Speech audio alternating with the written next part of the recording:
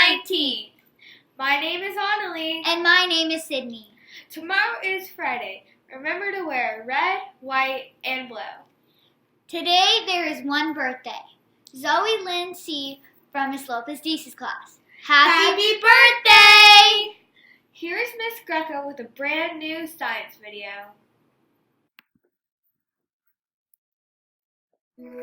Hi, it's Doug. Have you ever been walking like in a park or a forest and you found something that really got your attention? Well, that happened to me recently. I was in a forest and I found this. It's a pine cone, but I've never seen a pine cone like this before. I was so curious. I had all kinds of questions. So I came home and I got out some of my books that I have about trees. These books were written by scientists who study things like pine trees. Now, sometimes when I have a question, I find out that nobody knows the answer, and that's always exciting too. But a lot of times, there are answers to things that I'm curious about, and it's scientists who figured them out. Someone named Barina has a question about scientists. Let's give her a call now. Hi, Doug. Hi, Barina. I have a question for you. How do scientists know so much? That's a great question. To answer this question, it might be helpful to think about what scientists do when they work. Let me tell you a story about two scientists whose discoveries changed the way people think about the world. You see this thing right here? You might know what it is. It's a telescope. And you know what a telescope is used for? To look up at the night sky. But it wasn't always used for that. In fact, when the telescope was first invented, one of the main ways people would use it was to watch for enemy ships coming from far away. No one had thought to point a telescope up at the sky. No one until this person. This was Galileo. He was a scientist. Galileo was curious, and he wondered what he might see if he pointed the telescope up at the sky. One of the first things he decided to look at was the moon. Night after night, he looked at the moon through his telescope. He wrote notes, and he made drawings of what he saw. He was amazed by all the details that he noticed. You see, before Galileo, most people thought that the moon was this round, perfectly smooth ball, more like a beautiful nightlight rather than some actual place. But by carefully looking at the moon, Galileo noticed lots of pointy bumps and shadows. He compared his drawings to things that he noticed here on Earth, and he realized what he was seeing on the moon were mountains, valleys, and hills. The moon wasn't some perfectly smooth light. It was an actual place with mountains and hills, just like the Earth. Galileo realized maybe we could even go walk around on the moon someday. Galileo gave us new ideas about what the moon was really like. Now, here's another famous scientist. Her name was Mary Anning.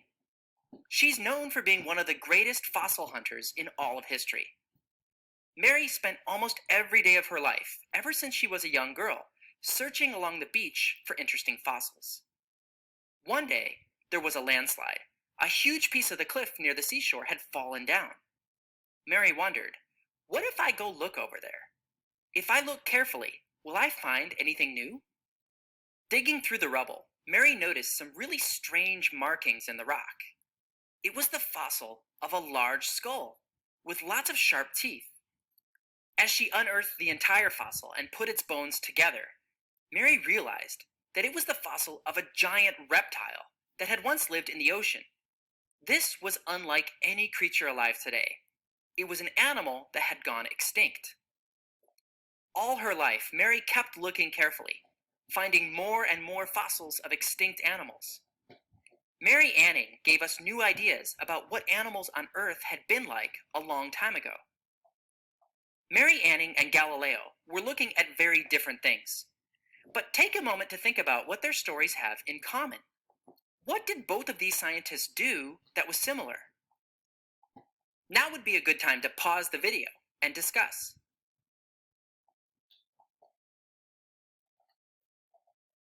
Okay, you ready?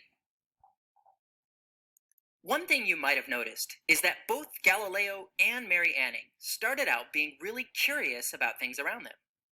When they noticed something interesting or surprising, they didn't just say, "Oh, that's neat," and then move on. They noticed things and then paid really close attention. And here's the thing. When you start paying close attention to something, you start wondering a lot more questions. Galileo started wondering things like, what are those little bumps and shadows? What is the surface of the moon like? Mary wondered, what kind of animals did these fossils belong to? What does that mean about life a long time ago? You don't have to be a scientist to think like this. This is a drawing made by a young girl named Fiona, who decided to purposely take something plain and ordinary, these leaves, and look really carefully at them. As soon as she started paying close attention, she realized she had all these interesting questions. That's why at the end of each video, I always say, stay curious. There are so many interesting things out there to notice and wonder about. There are so many questions worth asking. So in summary, the reason scientists know so much is because they pay close attention to lots of things, and they ask lots of questions. By doing this, sometimes they discover things no one has noticed before. That's all for this week's question. Thanks, Barina, for asking the week. Please stand for the Pledge of Allegiance, led by our friends from the Pineview Middle School. I pledge allegiance to the flag of the United States of America and to the republic for which it stands, one nation, under God, indivisible, with liberty and justice for all. Thanks for watching, and remember, we are living the questions. Were we supposed to pause this?